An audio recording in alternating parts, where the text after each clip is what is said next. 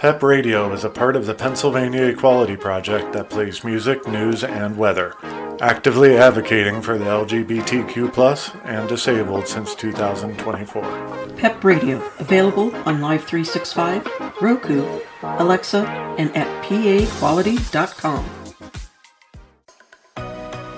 Here at Gay SA Radio, we're very happy to welcome the Othering podcast to our airwaves. Catch the show every Thursday at noon CAT, bringing fresh voices and compelling conversations straight to you. Head over to gsaradio.stream to find out how you can tune in and become part of our family. Don't miss it, only on Gay SA Radio, where you are family. One man and one woman join forces to rid the world What are you doing? of inequality and fascism. Seriously? I'm trying I'm trying to do a promo here. For whom? What are you doing? Welcome to the Othering Podcast with Mike and Dory.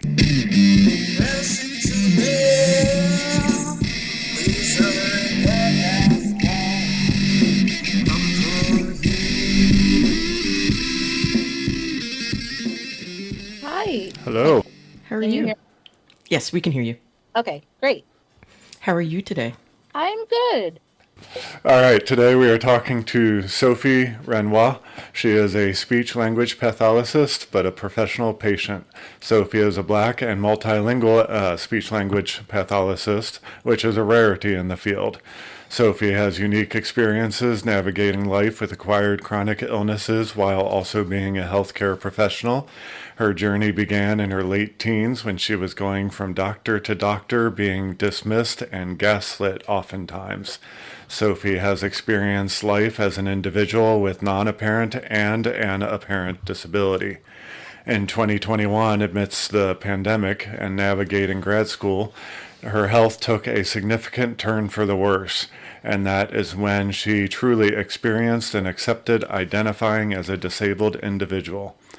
During that season, Sophie realized how discriminatory and ableist healthcare is, not from her own medical team, but from her profession, working with diverse patient populations and drawing from her own experiences with chronic illness and disability. Sophie has an authentic voice about resilience, empathy, and she has strived as a patient and provider. Contrary to what society may think, more disabled healthcare professionals are needed. Advocacy for the right of disabled individuals and healthcare providers is central to Sophie's work as a speech-language pathologist. Welcome, Sophie. It's great to have you. Welcome, and it's pathologist, What do I say? isn't it? It is, but it's okay. What did I say? Pathologist. Oh, I didn't even mean to say that. It's okay. That's I didn't even know I said that. Okay. I'm sorry. Ireland has a large history of linguicism, and I am not here. I can't help myself, so. Yeah, she does it all the time to me. Listen, my parents do that because I'm first generation American, so my parents. More so, my mother does that to my father. And yesterday I was telling her, like, leave him alone. I know what you mean. I grew up in a family of educators, and every other word was, that's not the correct pronunciation, pronounce it correct. And, growing up with that, you can't help but correct here and there. And I've gotten better. I swear. No, Shut up. not with me. But anyway. Well, the dynamic of spouses are different. Yes, that is true. My parents, my mom's a social worker, my dad's a guidance counselor, so I understand where you're coming from, Dory. Thank you. So let's start off with, what made you choose speech-language pathology? That is an interesting, aspect of the health profession that unfortunately I think a lot of people don't always think about. Mm-hmm. Because it's usually not talked about, it's not usually brought up unless your child or yourself needs some sort of, help with speech patterns and, hearing patterns and things like that. Yeah. So it wasn't the first thing I intended on going to school for. I intended on going to school to be a lawyer.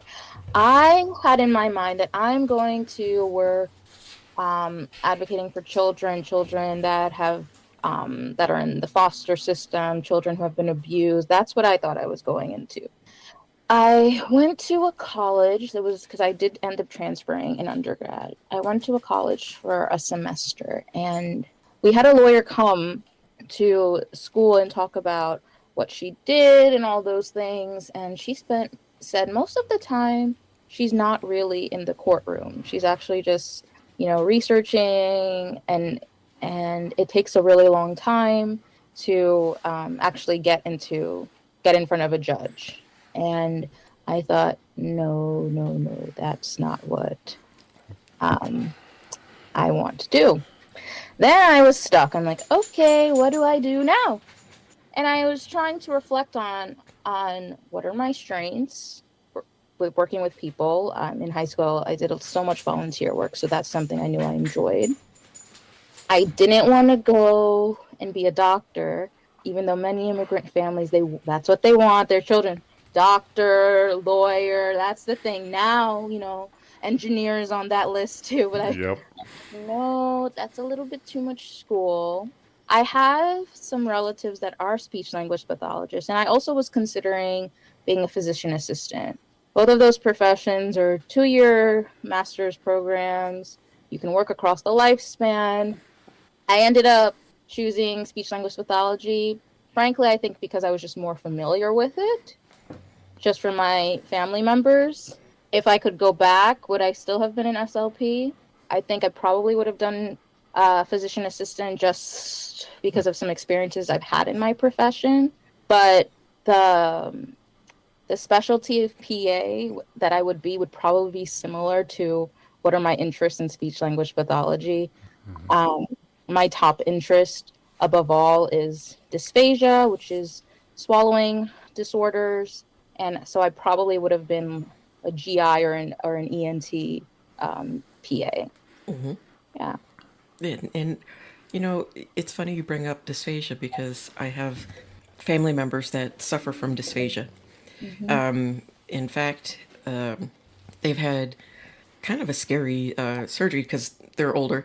So they didn't really talk about dysphagia. In fact, I didn't know that there was a name for it until like the last 5 years. And it does disrupt a lot of your life because you can't necessarily swallow your food or you have regurgitation problems. And it does kind of affect I would think how you could talk because it disrupts your, what is it? The larynx. That's it. Yes, I couldn't think of the name for a moment there. Brain fog is fogging right now. But it is kind of scary because one minute you're talking and then the next thing you're like having trouble swallowing. And again, a lot of people don't realize that speech language pathologists work with that. Mm-hmm. Mm-hmm. You're kind of an unsung hero in the healthcare field. And I think it's not quite fair that you're kind of thought of usually as like the last resort or, not necessarily brought in immediately. I didn't know they did that. Mm-hmm. I'll be honest, I didn't know they did that. I thought it was helping with reading and speaking, and that was it. I didn't realize they did all that. Yeah, and that's another disservice. We don't understand the whole, broad spectrum of what you can do as a speech language pathologist. And we need more. Yeah. We need more of everybody, but we definitely need more of those too, because I didn't know the extent of what you could do until I was talking with one of my son's speech language pathologists. And she said, oh yeah, we can do blah, blah, blah, and all this stuff. And I'm just like, wow, how do you manage all of that and being, disabled for you? Yeah. I like to say out of the rehabilitation professionals, PT, OT, and speech language pathology, PT is the heir, OT is the spare, and speech language pathologists, we are the bastard stepchild. I like that. And out of all of us, I believe SLPs, we have the largest scope of practice. So yes, a lot of people don't understand that we can do so much, and not everyone's in favor of our name. One of the things, like pathologist is what we're called in the US. I believe Canada as well, and Australia, but in Europe, particularly the UK, we're called speech language therapists. Some people feel that they prefer pathologists because, unlike PT and OT, we diagnose speech and language and swallowing conditions. PT and OT are getting their diagnoses from the physicians or the ordering provider. But at the same time, the word pathology in and of itself has a negative connotation, and it frames that everything is a problem. And a lot of people in our profession like to claim that we don't subscribe to the medical model, but there are so many of us that do, unfortunately. And many people think that our job is to fix. I don't believe that's our job. I believe our job is to improve the quality of life for that person, their family, and that may look different for everyone. Yes. Right. When I was a student intern, I was working with a patient. She was in her mid-40s. She had sustained a stroke, but she had a really great recovery. She had dysarthria, which is a problem with articulation. And during one of her sessions, because she was on track to get discharged, but she said, "Can we do discharge today?" And my supervisor was like, "I mean, we can. We usually just give people a couple sessions." But she said, "You know what? I know I sound different than I used to, but I'm okay with that." Awesome. That's Could we have fixed yeah. her articulation more? And I did air quotes for those of who are listening. Yes. Right. Oh, we could, but Sorry. it wasn't about us. Mm-hmm. It was about her, and she was satisfied with the work we had done together, and she was content with how she sounded. And that's what matters. Yeah. Is, are you okay? Are you happy with what the results are? And, at the same time, we have to, kind of control those expectations, manage them, not control them, manage them, because sometimes people do want to be fixed 100%. And sometimes it's not possible. Yeah. And, sometimes people don't want to be fixed. They just want to be able to be understood or, be able to eat pizza. Okay. And you're right. It doesn't matter what you as the provider want. It matters what the client wants, what the patient wants. And, it's a give and take. There's some of you think that, okay, this would be better for you because you're the expert in it. And then you also have to take into consideration what the patient wants. And I think a lot of providers, especially once they get so far into the profession, kind of forget that it's not all about them. Yeah. And, providers need to kind of understand that, again, it's a give and take. You're dealing with humans.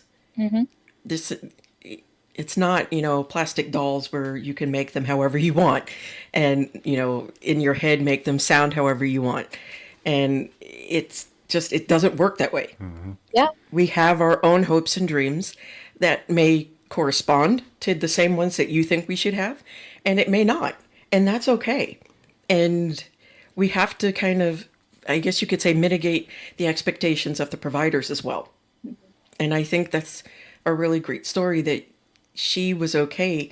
And you guys are like, okay, if that's what you want, great, let's do this.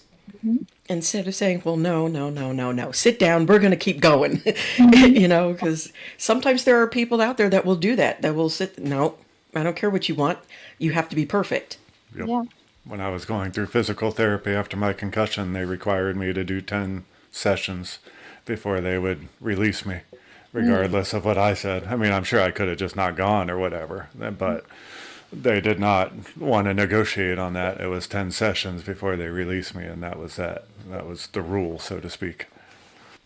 And I mean, to an extent, I kind of get that. For, a concussion and a stroke, when you're dealing with, Traumatic PT and brain- OT, you want to kind of make sure that they get to a certain threshold.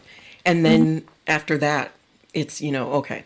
Because they need you to reach a certain aspect of, what is the word?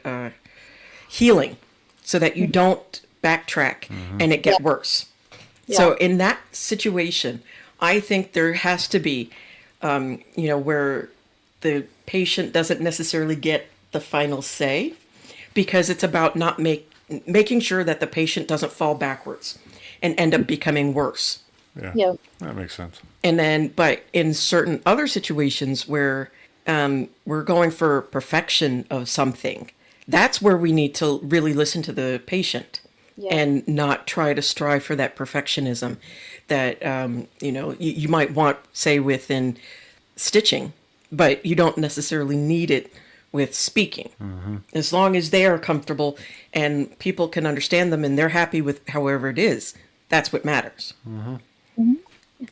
I think, a lot of healthcare professionals, they enter these professions because they want to help people and it makes them feel good. And I think it's like a big hit to their ego when they feel like they haven't gotten this person to 100% in their mind. Yeah. When that 100% for the patient and their family may look different. Right. So was your desire to continue in a field like this, or lawyer, the different ones you were talking about, was that a lot of because of what you went through and trying to help others avoid what happened to you with the gaslighting and your negative experiences? Absolutely. Yeah. I definitely pull from my own experiences and my own practice. I remember, for speech language pathologists and pretty much all healthcare disciplines, counseling is in our scope of practice, but counseling looks different than, psychotherapists or psychologists, social workers. So for our speech language pathologists, counseling looks like education about the speech and language disorder or the swallowing disorder. And despite it being in our scope of practice, it does not necessarily mean we get that education in school.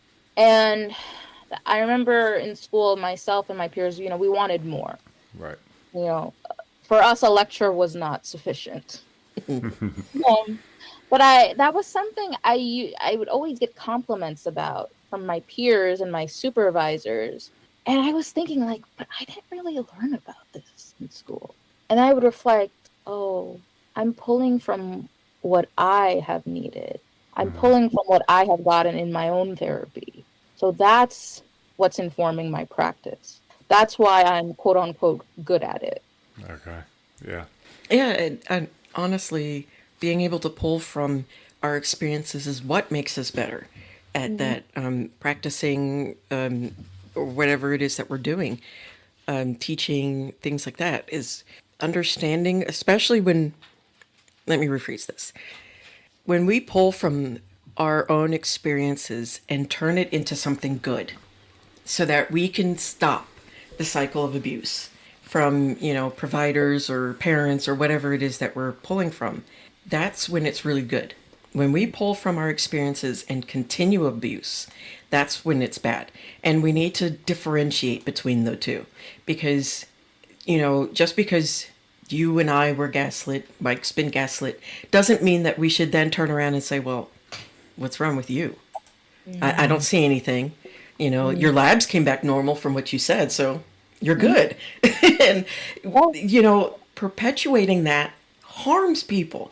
And in my opinion, maybe I'm wrong, but when you go into those professions, especially health professions, you're going into it to help people become their better selves, not come out worse. Yes. And so you being able to pull from your experiences and help people understand better, I think is a huge service that many more people need to do and push and, go for, because understanding not only what is wrong, understanding how it can be handled, whether it's, fully fixed or not fully fixed, and then having that person who's been kind of not necessarily in the exact same boat, but just has empathy for it, makes a huge difference than just somebody who says, this is where you are, this is where we're going to get. Yeah. And then that's it. And I'm very careful. Like, I very rarely like self-disclose when I'm with a patient or a student or a client, because I want to make sure I'm creating a space for them to be heard. Because a lot of times someone just needs to vent. Yes. Right. They want someone to listen. They don't want solutions. They just want someone to hear them. They just want to have a good cry, and that's it. Mm-hmm. And I've seen that as a student. You know, there was a patient I had, and the supervisor would just say, because he would compare himself to other people. And she said, oh, no, we don't compare here. But every session he kept bringing up, and she never gave him the space to just vent. Yeah.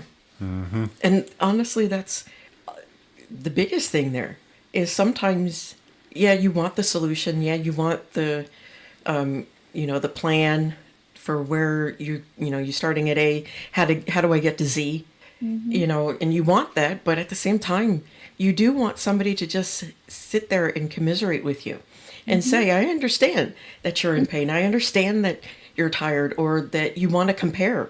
And yes, comparison can be the thief of joy, but sometimes that comparison can release the joy because you've released that thought process that's constantly telling you, you're not like so-and-so. Why aren't you like so-and-so? And just being able to voice it kind of releases your brain from that comparison. And when you sit there and say, oh, we don't compare, or, well, we're not like them, and, yeah, you know that. But sometimes you just you can't help but compare. We're human. Yeah, absolutely. And honestly, that patient, compared to some of the other patients, was farther ahead in recovery. But again, he just needed to get that out. Right. He needed to process that for a moment. Because for him, even though he was farther off than other people, he still wasn't where he wanted to be. Right. And for me, because of I'm part of multiple minoritized groups, not only in the world, but in my profession, a lot of the people I work with, there's so much healing going on. Because I can't even tell you, even though there is research to show that this is not true, there are still many speech language pathologists in 2025 that are still telling families, oh, it's because you speak multiple languages with your child. That's why they have a speech and language disability. No. Yeah. Wow. No. Okay. Yeah. But Hold on. Still happening. Hold on for a rant. That just pisses. Here we go. That pisses me off. Multicultural people have every fucking right to speak the languages that are a part of their culture. That's how you keep your culture. Assimilation is necessary for survival, yes. But being able to keep your language is how you keep you and your family in, your relationship. Speaking multiple languages has actually shown to not only push back dementia and Alzheimer's, but it also increases math skills, reading skills, language skills. There are people who speak multiple languages speak better English than most of us that were born and raised in nothing but English. Yeah. So spare me the bullshit of people who have multiple languages and multicultural needing to pick one culture so that they can speak, in quotes, correctly. Fuck that shit. We need more people who have multicultural relationships with, their past and their future, because they are the ones that are usually more empathetic. I mean, of course, you get the shitheads like Stephen Miller and his wife, Katie Miller, here and there. But for the most part, most of us, they probably don't even speak Hebrew right. But anyway,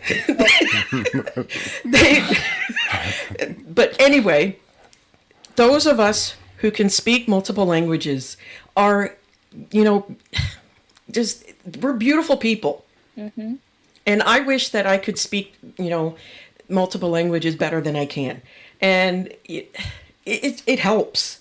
You can navigate the world so much easier and better in every fucking country that there is if you know and understand multiple languages. You can pick it up easier.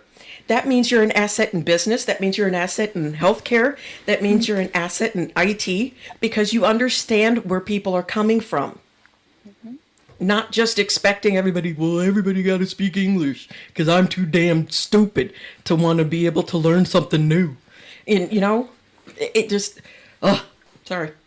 It's okay, but you know what? And that's so traumatic for families. And, parents already feel so much shame that their child has a disability. And then you are telling them, oh, you did this. It's your fault. Yeah, that angers me beyond belief. Yeah. Because that is 100% false. Yeah. But when you are in a profession where it's 92% white, most, and let me be clear, that statistic is for SLPs and audiologists because we are one profession under the umbrella of communications, sciences, and disorders. So 92% of, let me back up. The majority of speech language pathologists and audiologists are white, middle-class, Christian, heterosexual women. That's the problem right there. And I'm going to add non-disabled in that too.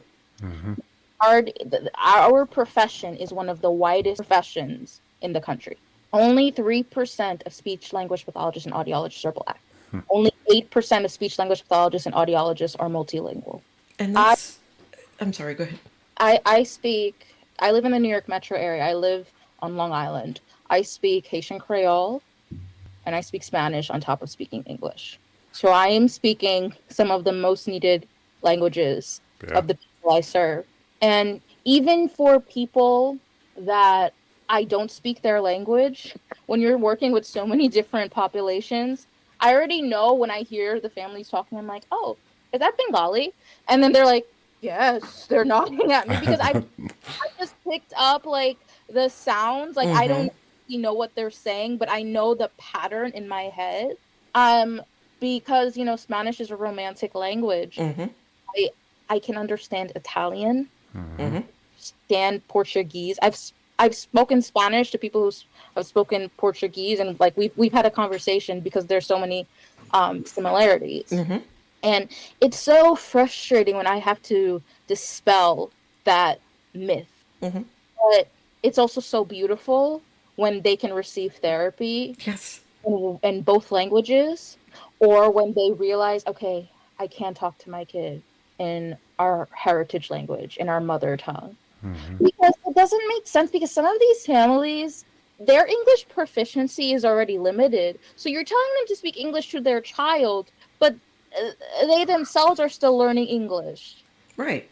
And then you're just, all you're doing is doubling down on the disparaging aspects of that child because their parents can't speak, fluent English.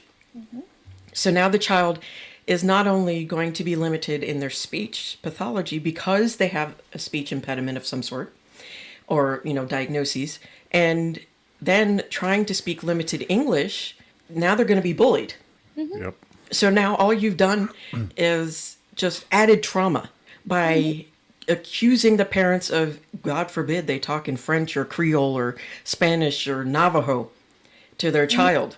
You're telling them that those languages, basically what you're saying is those languages, Spanish and, French included, are bad. Right. They're horrible. They're ugly. No, they're not. They're actually quite beautiful. And I mean, even if you speak German, where sometimes, no offense to Germans, because I have German in me too, but you kind of come off as you're spitting on everybody. But it's still a good language because it's your language. Right. It doesn't matter if people don't like it. So what if it sounds harsh or too soft or whatever? It's a language that is a part of a culture, usually an ancient culture for that fact, that has been around for centuries. We should be celebrating them, not forcing everybody into these little white boxes of, well, I can't speak anything other than white, so you should speak nothing but white. And it's just, and I use that accent for a specific reason. It was a good one. Should use it more. Tell me more. But it's just, usually it's from that region of the accent that I used, where the majority of them are so ensconced in their whiteness that they can't see past their whiteness. And it's not to say that being white is evil and horrible. It's not. But you also have to open your eyes and realize that every other color, every other race, if you believe in that social construct, and every other language is also beautiful too. Otherwise, why are you burning yourselves alive to become tan? Why are you frying your hair off to get curls?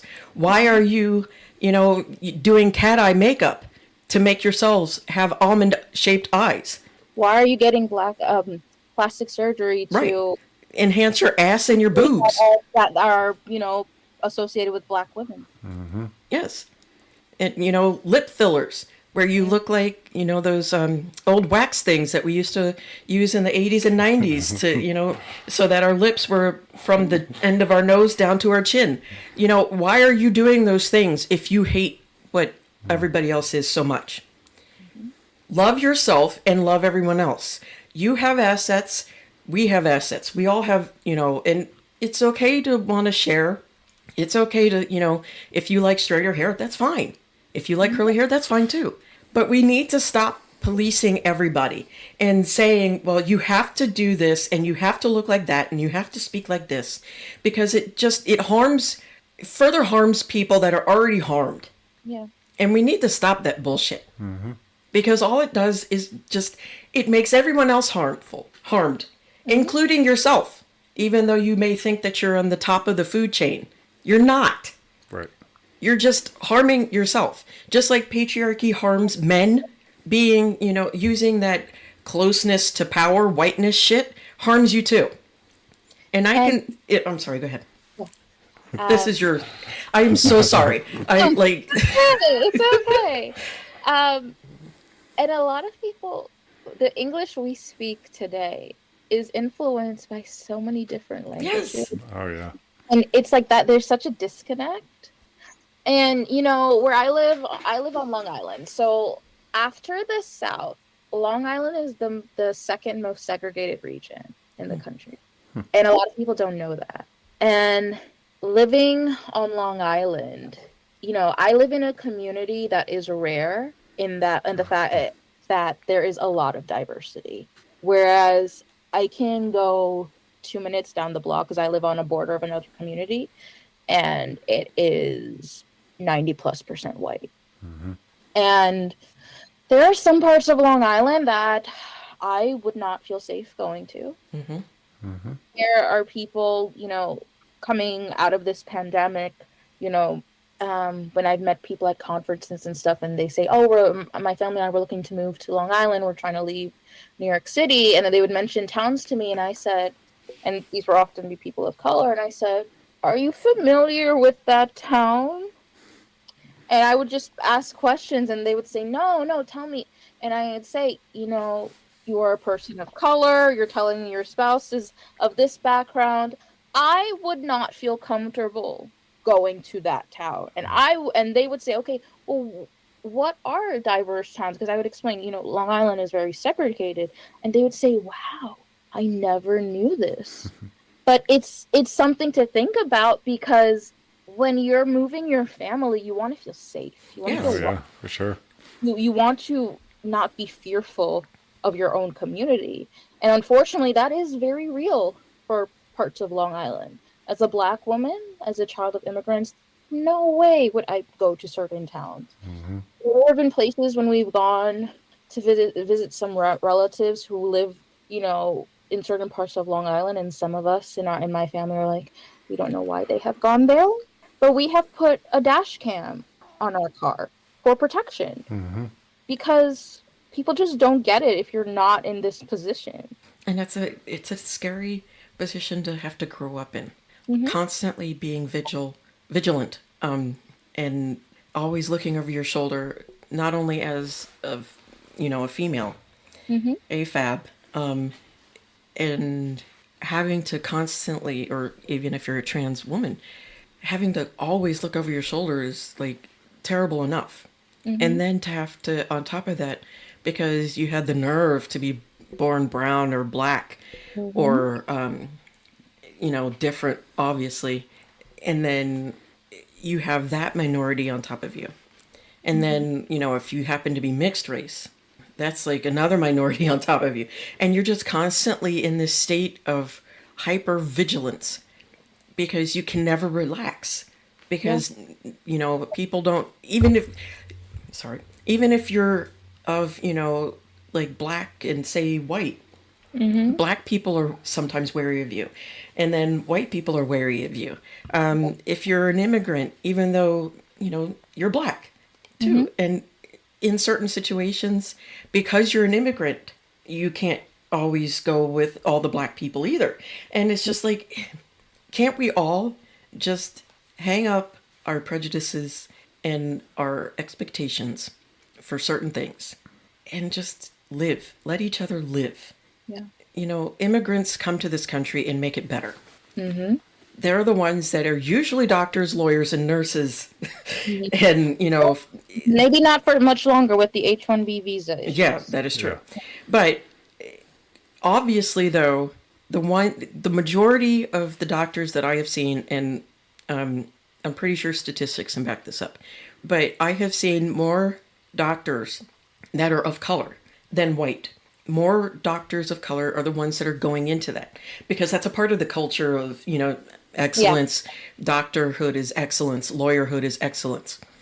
And so a lot of people of whether or not they're mixed race or minority of some sort or immigrants are going to go into that. Now, limiting our H-1B visas and all of that stuff. Now we're limiting our care. And the student loan changes as well. Right. Yeah. Make America great again, right? Sounds more like let's make America stupid again. And then all it does is open us up for more foreign investment, which means less Americans own shit. And, the ability to be taken back over. Whether it's England or China or whatever. That opens us up. And the short-sightedness is so frustrating. The fact that we need every single person that is willing to do these professions to do these professions. Because not everybody should be a doctor. Not everybody should be a teacher. Some people really can't do it. Just because they can academically doesn't mean they should. And we need everybody. And we need people who are black, who are Asian, who are Hispanic in healthcare professions because the care that historically has been, in our communities, even, Italians and Irish people for the longest time, up until like the 1950s, basically, were always relegated to crap. Yeah. You should not want that for your people.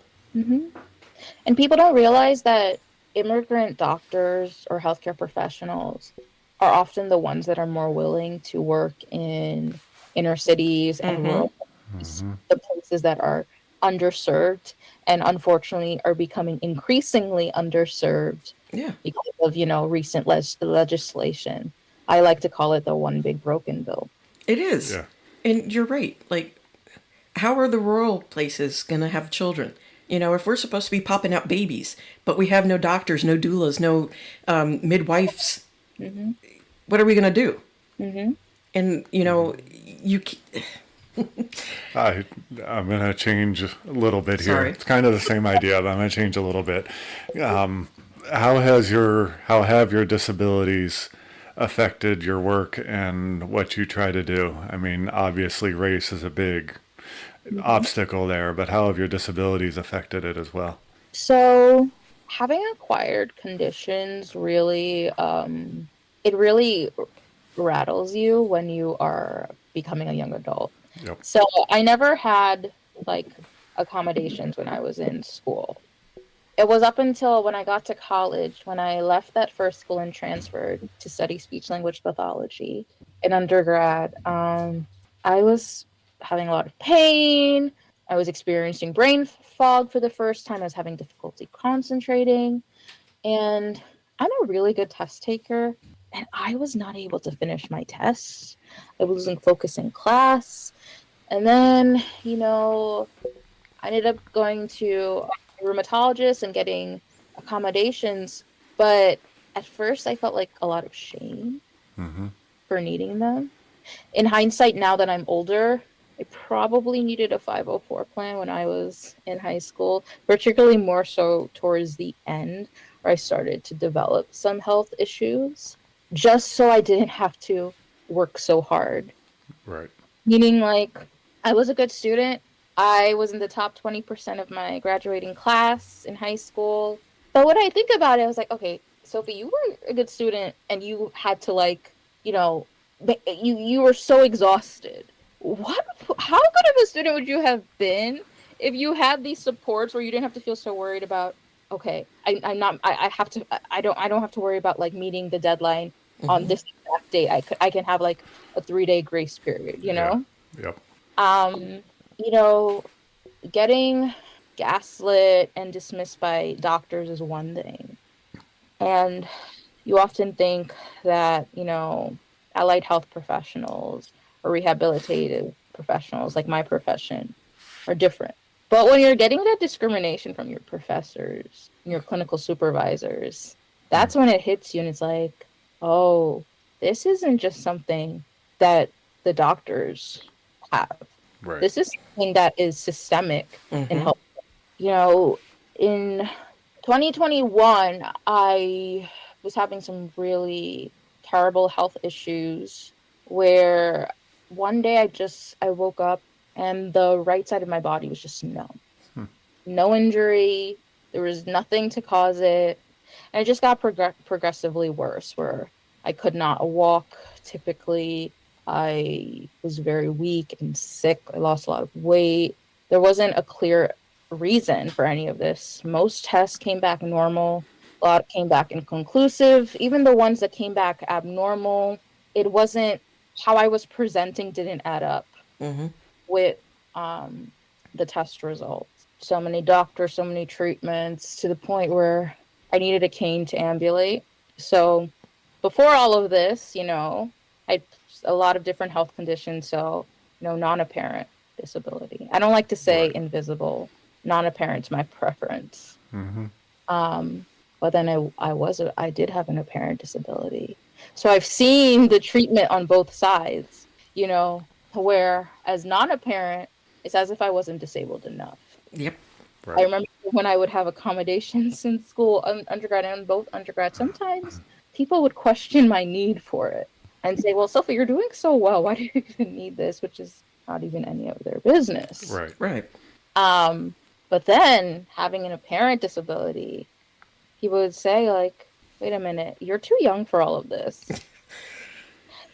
If I had a dime for every time I would have no student loans. I would be living in a multi-million-dollar home with a ranch, like everything, all the bells and whistles. You're right. I am too young for this. But you know what? I don't get to decide what happens to me in life. Yeah. No. So anything that happens in our lives are out of our control. And we need to stop, assuming that because you're under the age of, 40, that cancers and all of those, arthritis and all of those different diseases and syndromes and autoimmune issues don't happen. Yeah. We got to stop that because they do. People are born with them. Sometimes they acquire them, in teenhood. Teenhood? Yeah, whatever. Did you eventually get a diagnosis as to why the right side of your body went numb and everything? No. No No? idea. No. I was in outpatient rehab, physical therapy for 10 months. Now, most people, when they are in physical therapy outpatient, it's usually anywhere from 2 to 4 months. Yeah.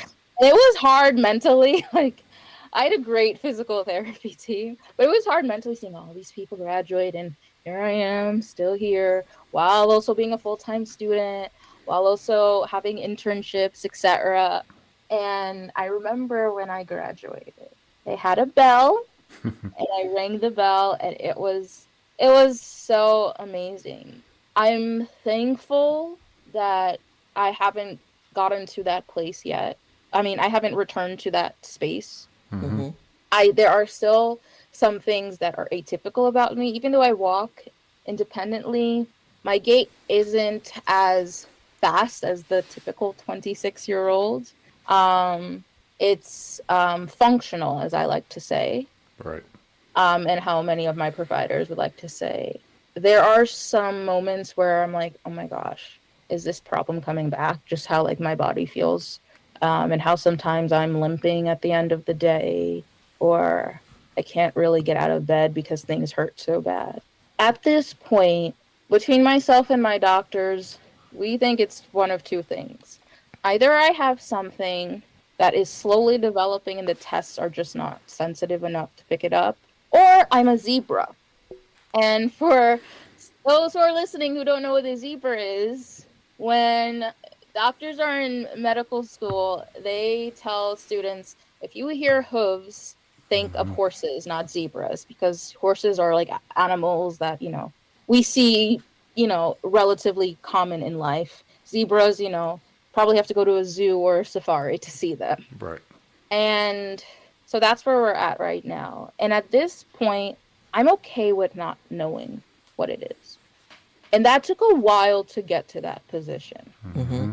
Because in that moment of suffering, when people would pray, like people would pray for me, and many people would pray for my healing. And it's not that I didn't want that, but there was a certain point where I was asking for peace. Right. Because sometimes our healing doesn't come in the absence of disease, but in the presence of peace. Yeah. And that was more than what I wanted than anything else. I wanted to be content in my body, whether it got better or not, because this is the body God has given me. I don't understand why any of this happens. Trust me, I have a lot of questions for God when I get to heaven. I think we all do. Yeah. But I just wanted to be okay with myself and my life, however it turned out. So right now, it's still a question, and I know like a lot of times there's like my doctors are frustrated not with me but with themselves. Mhm. Again, we go back to like wanting to fix. I have one provider and we have such a great relationship, and he was like, I'm sorry I couldn't cure you. And I stopped him one time and I said, listen, it's okay that you didn't cure me, but what's more important to me is that the quality of my life is better. Yes. Right. I mean, it kind of goes back to what we were talking about earlier. Sometimes it's not possible to fix it. Yeah. Some things just will never have a cure, no matter how much we research or how much money we throw at it. It's just the nature of the beast. And sometimes what's more important isn't necessarily, if you're paralyzed, it isn't necessarily walking in. It's just having the ability to have a life. Yeah. If you're, if you have brain issues, it's not necessarily having the perfect brain again. It's just having a good quality of life. Can I have a life? And sometimes, yeah, there are people out there, of course, that want to be fixed and be back to however they were. And that's valid too. But we also need to validate the fact that sometimes we don't want to be fixed. We just want to be able to live, however that looks like, and not be ostracized, not be pushed to the sidelines because we couldn't be fixed or we don't want to be fixed. And not, have to navigate through doctors where, well, I can't fix you, so bye. No, some things are a journey. Yeah. Some things are meant to be a journey. And that's what makes it beautiful, is the journey, not, waking up and poof, there you go. Yeah. And I know like many people, I was, a church I used to attend to, I remember a pastor saying that, you need a miracle. And for some people, which is understandable, they want to be exactly how they used to be. Right. For me, I've had so many conditions since I was a teenager. I don't know anything different. I never got to be the quote unquote normal young adult or teenager. A lot of people tell me, I'm wise beyond my years, not knowing that my name Sophie actually means wisdom. But the thing is, like, you know, I had to grow up faster, so it wasn't really a choice. But for me, sometimes we don't see our miracles on this side of the grave. No. And for me, I'm content knowing that, you know, when I get to heaven, there's no pain, there's no suffering. You know, you're just going to be dancing and singing with the angels. And, you know, the thing is, God created all of us. God created disabled people. Yes. God created people without disabilities. God allows certain people to become disabled, but we are all valuable in his eyes. Regardless of how we are, the color, who we love, what we do, he loves us all unconditionally. Contrary to what some people might say, All right. well, they might put an asterisk on God, but there is no asterisk for him. If there is an asterisk, then why are you following it? Why would you want to follow that? If you have to be pure and you have to, you know, wait for your husband and be obedient 100% to your husband, which is impossible, by the way. And, you know, you have to be, you know, perfect bodied and blue eyed and blonde hair. And, you know, if you have all of these different things that are a part of it, then why? Why do you want to have to be restricted so badly? To follow a being that supposedly loves you unconditionally as long as you fit in these boxes. I don't think that doesn't really make a God followable in my mind. You know, what makes people and, you know, a God followable is the one where, like you said, it doesn't matter if you're disabled. It doesn't matter if you're LGBTQ plus. It doesn't matter, you know, if you're black or white or Hispanic. It doesn't matter. All that matters is that you use your humanity for good. And he can forgive some of the transgressions and, you know, against certain things because, you know, we have the 10 Commandments and the Beatitudes. And, you know, the Beatitudes are more important. You know, loving thy neighbor, feeding thy neighbor, all of those things. And we can all do that without the asterisk. And that's how it should be. Yeah. People forget that Jesus walked with everyone. Jesus walked with the people that society deemed were the quote-unquote scum of the earth. And people don't realize that God's greatest commandment is to love him and to love his people. And there's no condition on that. Right. I It's mean, to love him and all of his people, because we all are valuable and loved. and even if you don't believe in God, we're all valuable and loved either way. It doesn't matter. And that's the beauty of it, is that you shouldn't have to follow a specific rule book. You shouldn't have to be put into these certain boxes in order to be loved by anybody. We just, A good person. yeah, we're just great people. Or we have the potential to be great. And of course, we have the potential for great destruction too. But you can't, as sucky as it is, you can't understand the beauty without the horrors. Yep. And I think that in either way, whether you follow God or you don't believe that there is a God, seeing disabled people, seeing LGBTQ plus people just reminds you of the beauty that our earth can have. Yeah. And that our beauty transcends just what we look like.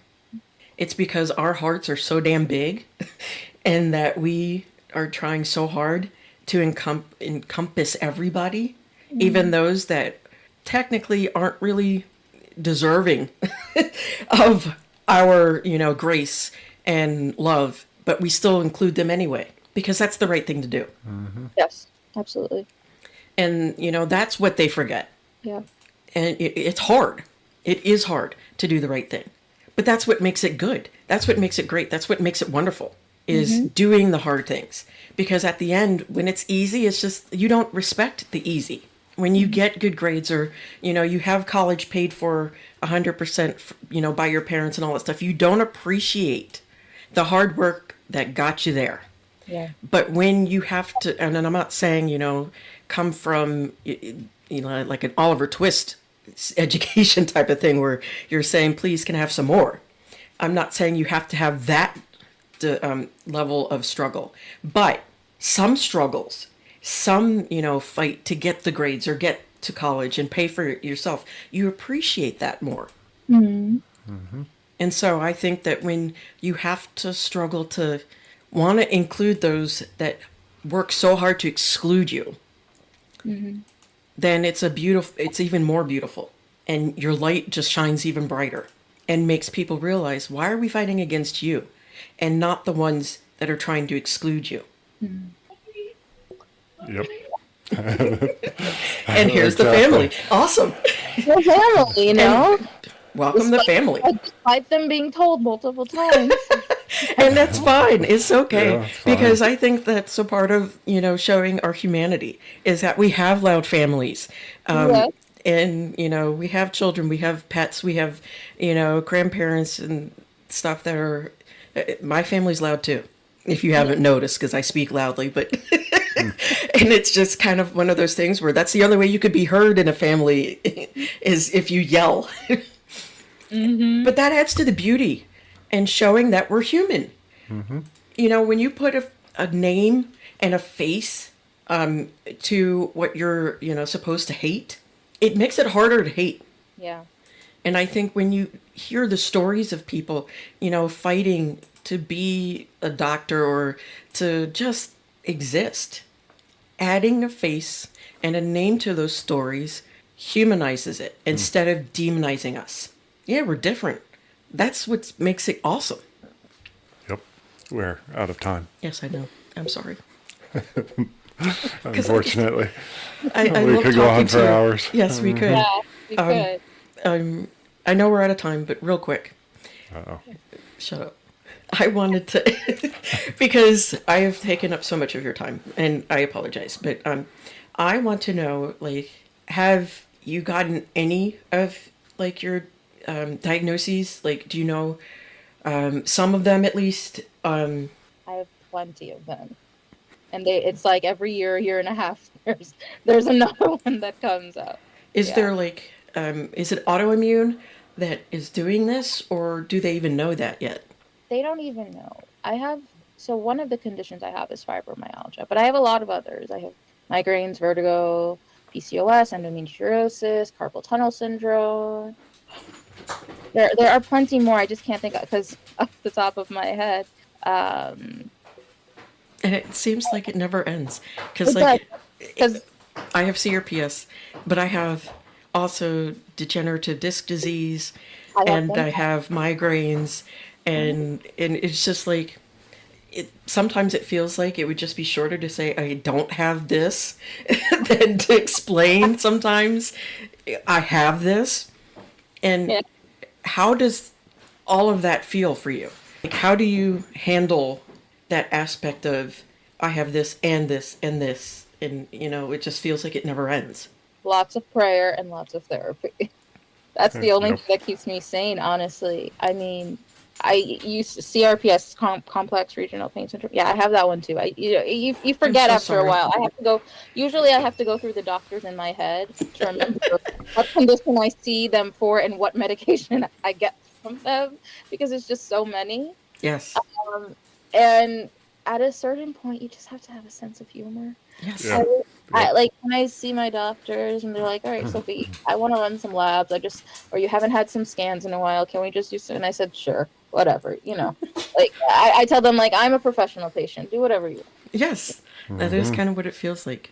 And honestly, please come back. We would love to talk more with you. Thank you so much for, showing up, and let us know how your practice is. And, any new insights, things like that you come up with. Did you want to let people know where to find you online or your advocacy or anything? Sure. So on LinkedIn, you can just find me by my name, Sophie-Anais Renois. So that's SOPHIE. Beautiful name, by the way, people. Yes, it is. ANAIS, and last name RENOIS. And I just started a new Instagram page, really because of advocacy, because I do a lot of talk on advocacy and what I've done on LinkedIn. But I started a new page yesterday. It's called The Patient Provider. Okay. Follow that too. Yep, one word, the patient provider on Instagram. Plan to do a lot of talk on these types of issues in my profession and healthcare as a whole, and for disabled individuals. And thank you Excellent. so Thank you. much. We Yes. need all of your voices to rise and shine, and all of that happiness. And I'm sorry, I'm just like, I don't know how to explain it other than rise and shine.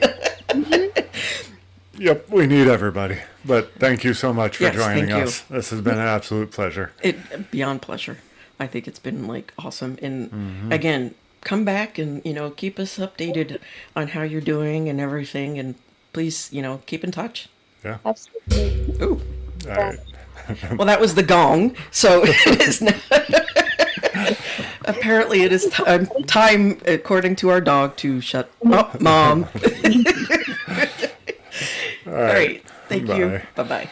Bye. Thank you for listening to the Othering Podcast by Mike and Dory. Please like and follow us on all of your favorite social media. The Othering Podcast is produced by LoudCore Productions, graphics by Josh, and music by Jordy James.